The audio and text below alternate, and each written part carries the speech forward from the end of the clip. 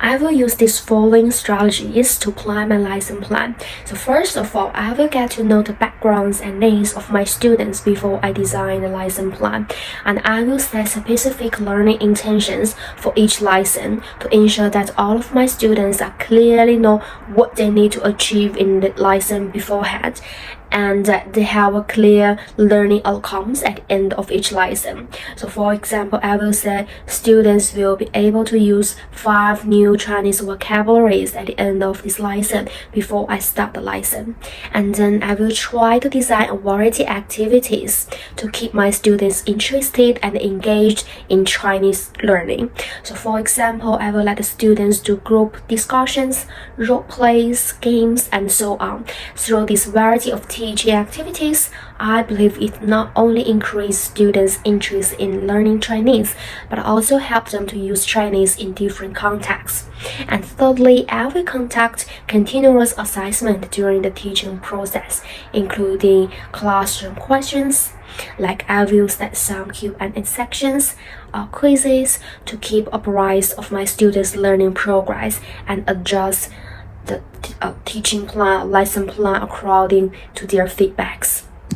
And as we know, learning a new language is not only about learning its grammar or vocabularies. It is more important for students to understand the Chinese culture so that they can persevere in challenging learning process in the future. Therefore, I will incorporate elements of Chinese culture into my lesson plans. For example, I will introduce some traditional Chinese festivals, or some Chinese traditions, or some customs, and some historical stories to help my students better understand and use Chinese in reality. And finally, because every class, every students, they're different. Each student is unique, so I will flexibly adjust my lesson plans to ensure that each student learns at their own pace and in their own way.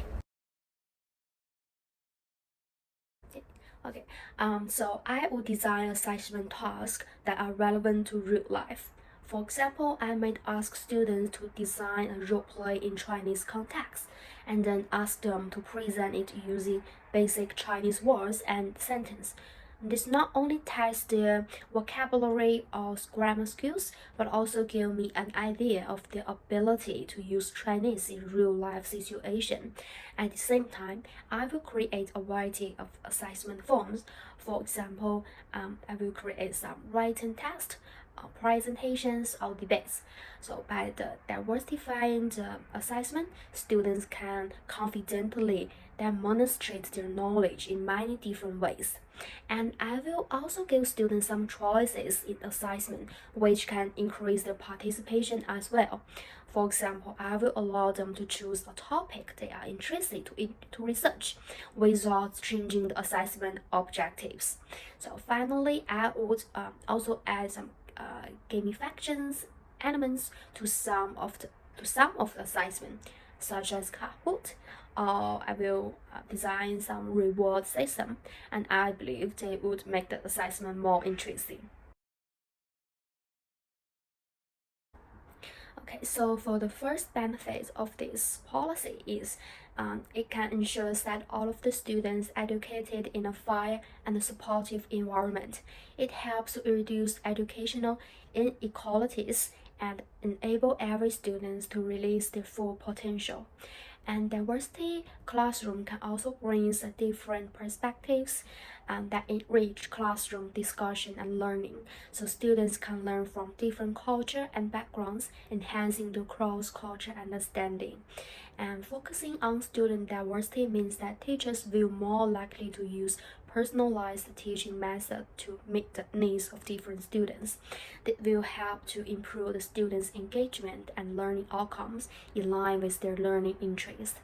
And in the diversity classroom, students can learn to respect, to understand others, so it can develop good social skills and empathy. Okay, so I think there are two main limitations for this policy. So firstly, in order to accommodate the diversity of all students, teachers need to invest more time and energies. This places higher demand on teachers' workloads and puts too much pressure on them. And the second limitation is that in a diverse classroom, conflicts may arise between different cultures, values, and beliefs. So, how to effectively manage and resolve these conflicts is also a big challenge for teachers.